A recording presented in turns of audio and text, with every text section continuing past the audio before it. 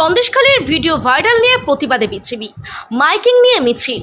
সম্প্রতি সন্দেশখালীর video viral নিয়ে রীতিমতো বঙ্গ বিজেপি চাপে তা সন্দেশখালীতেই বোঝা যাচ্ছে।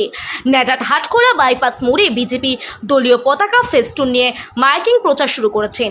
তাদের দাবি শাসক দলের নেতারা চক্রান্ত করে এই ভিডিও ভাইরাল করেছে, তাতে বিজেপি কর্মী সমর্থকদের দমানো যাবে না। তাই আজকে আমরা মিছিল করছি। পাশাপাশি এই মাইকিং প্রচার থেকে তারা বললেন বিজেপিকে এইভাবে কালিমা লিপ্ত করা যাবে না।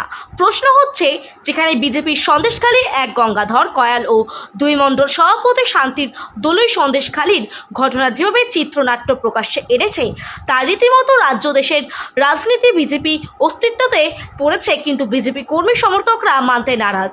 কিছু ফেক নিউজ ছড়াতে যাতে বিজেপিকে কালিমা লিপ্ত করা হচ্ছে, এমনটাই জানালেন সন্দেশখালী 1 নম্বর ব্লকের বিজেপির মণ্ডলের সাধারণ সম্পাদক স্বপন দাস।